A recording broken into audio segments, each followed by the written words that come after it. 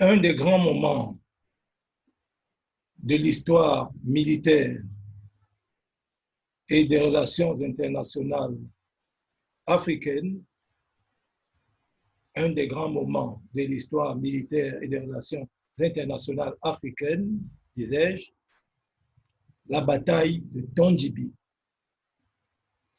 12 avril 1591.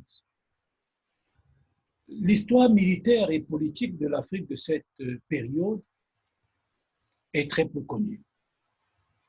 Elle est très peu connue pour la simple raison qu'elle n'a pas suffisamment été étudiée ou pas du tout étudiée parce que le système d'études dans lequel on a placé les jeunes Africains dès la colonisation et après a fait en sorte qu'on ne tienne pas trop cas des faits africains eux-mêmes.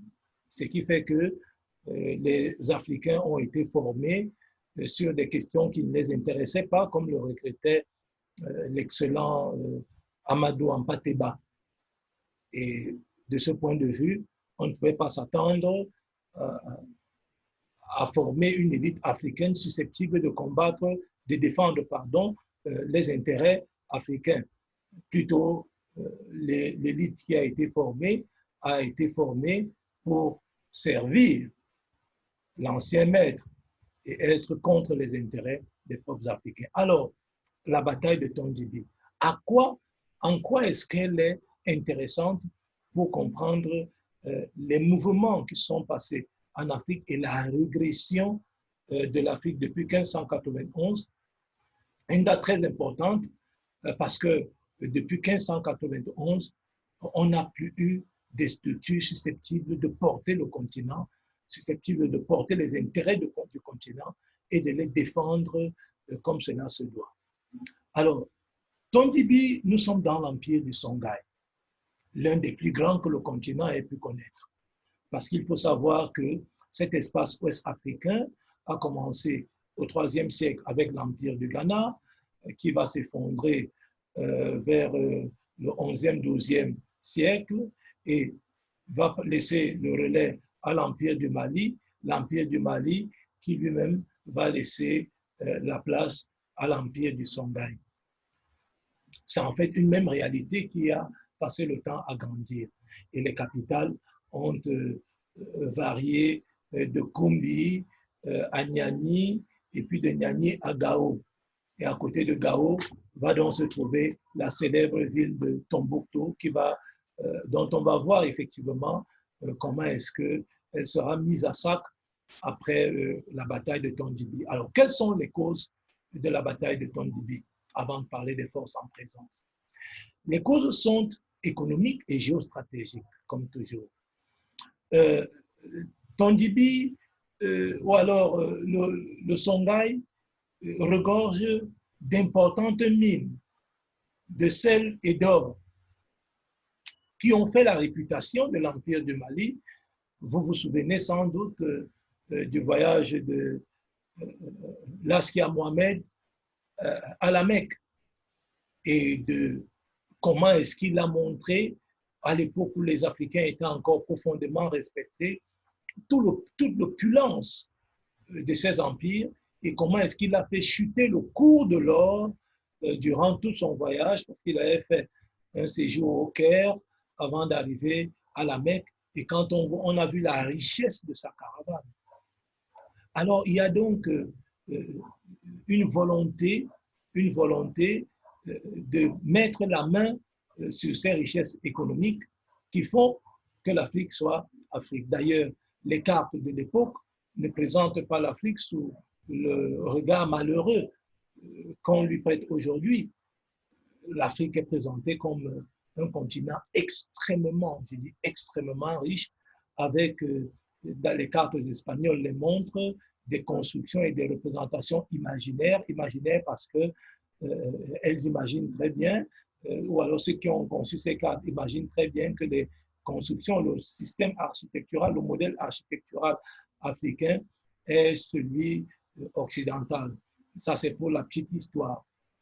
Il y a les causes économiques, il y a des causes géostratégiques. Parce que vous savez très bien que ces empires étaient au carrefour des routes commerciales qu'elles distribuaient, qui prenaient les produits des forêts du cœur de l'Afrique et qui, à travers un certain nombre de routes, les acheminaient vers la Méditerranée.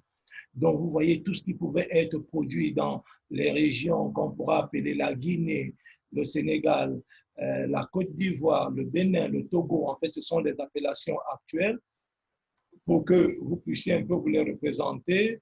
Le Niger, le Tchad et peut-être dans une certaine mesure le Cameroun. Et ça, tous ces produits étaient acheminés vers ces grands centres commerciaux et étaient redistribués à travers les routes du commerce caravanier pour échouer au bord de la Méditerranée et nourrir l'Europe et l'Asie.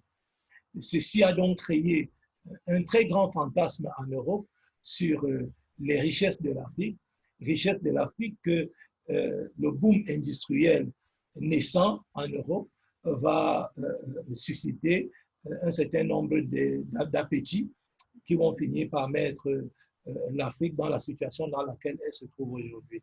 Donc, les causes sont économiques, elles sont également géostratégiques dans la mesure où il fallait contrôler les routes commerciales. C'est à peu près ce qui se passe aujourd'hui avec le contrôle des grandes routes commerciales, maritimes, ainsi de suite, ainsi de suite. Donc, le principe reste le même. Alors, les forces en présence. Les forces en présence sont d'un côté l'empire du Songhai avec l'Askia, c'était le titre qu'il portait, Ishak II, et les sultans marocains menés par le renégat Djouder, qui était un peu comme le général en chef. Sauf qu'il ne s'agit pas simplement des Marocains qui veulent mettre la main sur les richesses du Songhai, de l'Afrique au sud du Sahara, à cette époque-là, ou même l'Afrique saharienne, mais il s'agit également d'une coalition européenne. Voilà pourquoi est-ce que dans la bataille de Tondibi, nous avons d'un côté l'empire du Songhai et d'un autre côté la coalition hispano-marocaine. Ce sont ces deux forces-là qui vont s'affronter. Alors, bien évidemment, les forces hispano-marocaines n'étaient pas aussi nombreuses que les forces africaines. Les forces hispano-marocaines étaient constituées d'un peu plus de 3 à 6 000, de 3 000 à 6 000 fantassins contre pratiquement 30 000 fantassins du côté africain. Mais qu'est-ce qui va se passer? Il va se passer que la différence d'armement est très importante. Les hispano-marocains sont armés d'arquebuses et de mousquets, les ancêtres des armes à feu que nous avons aujourd'hui. Certains fonctionnaient à la pierre, tandis que d'un autre côté, les Africains sont armés de flèches, d'arcs et de détachements d'animaux avec les taureaux et les chevaux. Bien évidemment, la bataille va tourner court parce que le nombre ne va pas suffire face à la puissance de l'arme à feu, puissance des armes à feu que les Africains vont découvrir à cette époque et qui va leur donner une très mauvaise impression. Alors, ce qui fait qu'on peut résumer ce qui s'est passé en un point, c'est-à-dire en deux.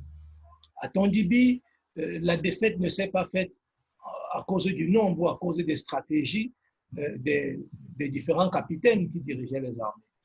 La différence s'est faite parce qu'à Tondibi, c'est l'artisanat qui affrontait la technologie, artisanat détenu par les Africains et technologie détenue par les Hispano-Marocains. Alors, ce sont les flèches contre les armes à feu. Alors, cette réalité de Tondibi, si on la projetait aujourd'hui, ne changerait pas grand-chose parce que militairement, malheureusement, le continent africain n'est pas encore capable de se défendre, de se prendre en main quand on voit à peu près les armes que les autres continents qui nous ont assujettis hier disposent aujourd'hui. Alors, quand on me parlera de la morale de l'imitation de la course aux armements, on notera très bien que ceux qui demandent d'arrêter la course aux armements possèdent des armes stratégiques et ceux qui veulent en posséder, on leur dit que ce n'est pas bon et justement ils restent dans une position d'esclaves, de dominés, des gens à qui on pourrait imposer ce qu'on veut quand on veut. Alors, quelles ont été les conséquences de cette bataille de Tondibi? Les conséquences qu'on peut suivre jusqu'aujourd'hui ont été nombreuses. Parmi ces conséquences, nous avons le début effectif de la prédation occidentale de l'Afrique.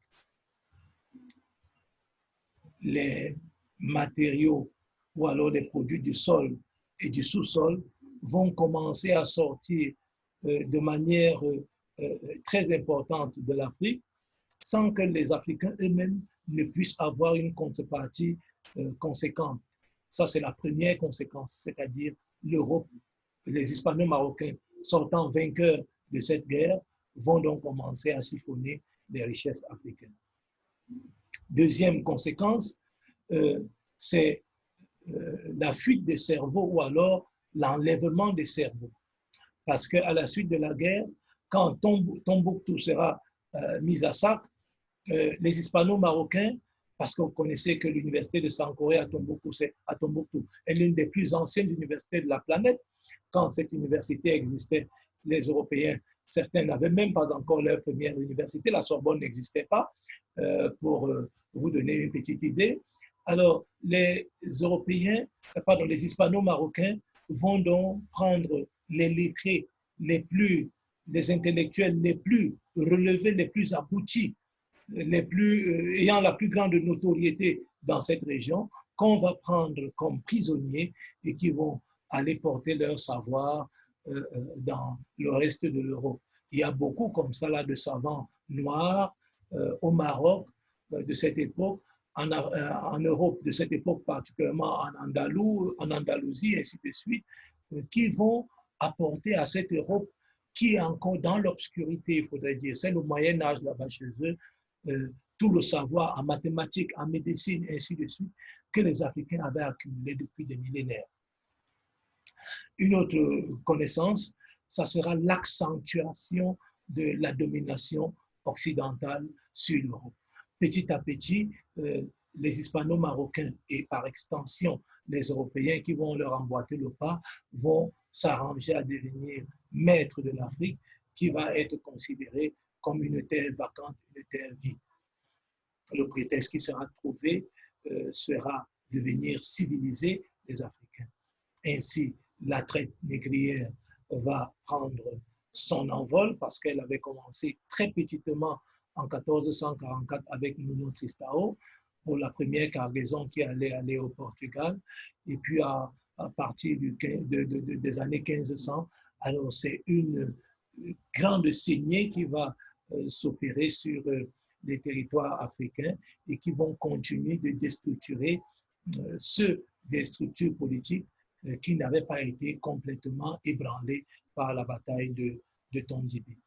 Alors, cette domination européenne qui commence véritablement après cet échec de Tondibi, on va très bien constater, va continuer sous cette forme jusqu'en 1960 et après 1960, elle va continuer sous la forme de néocolonialisme, une forme assez sauvage, assez brutale, assez furtive de la colonisation, parce que comme Aimé Césaire disait, ou alors Frantz Fanon aussi, c'est-à-dire qu'on a remplacé le bourreau blanc par le bourreau noir. Et parfois, le bourreau noir est devenu beaucoup plus bourreau encore que le bourreau blanc, malgré les efforts qu'il a pu faire pour essayer d'améliorer le quotidien des Africains, quotidien qui reste encore largement à améliorer. Alors, en guise de conclusion, que pouvons-nous dire? Tondibi, c'est un grand enseignement. Tondibi, c'est l'enseignement de ce que, à un moment de l'histoire, nous avons cessé d'être à la hauteur. Nous avons cessé d'être à la hauteur des épreuves parce que sur le plan technologique, nous avons accusé un retard important. Retard important parce que nous n'avions pas encore changé la mentalité que nous avions. Les relations internationales telles que nous les voyons n'étaient pas nécessairement placées sous le prisme de la violence qui va l'a caractérisé aujourd'hui. Deuxième enseignement, c'est que Tondibi nous montre très bien que dans les rapports de force, l'artisanat n'a pas beaucoup de chance contre la technologie. C'est Voltaire, dans les lettres philosophiques, qui disait que la nation qui a le fer subjuguera toujours celle qui a de l'or. Troisième enseignement, c'est que Tondibi marque cette rencontre entre la flèche, les flèches contre les armes à feu, artisanat contre technologie. La leçon, c'est que les Africains d'aujourd'hui doivent méditer ce qui s'est passé là-bas pour qu'un autre Tondibi, si jamais le cas se présentait, ne soit plus la catastrophe qui va être la catastrophe de trop, celle qui va définitivement mettre un terme aux intérêts, à l'existence même du continent, parce qu'il ne faudrait jamais oublier, le monde étant fait d'intérêts, si le désir de colonisation se représente encore aujourd'hui avec les mêmes moyens et les mêmes méthodes qu'on a observées par le passé, alors les plus forts n'hésiteront pas à mettre dans la casserole les plus faibles.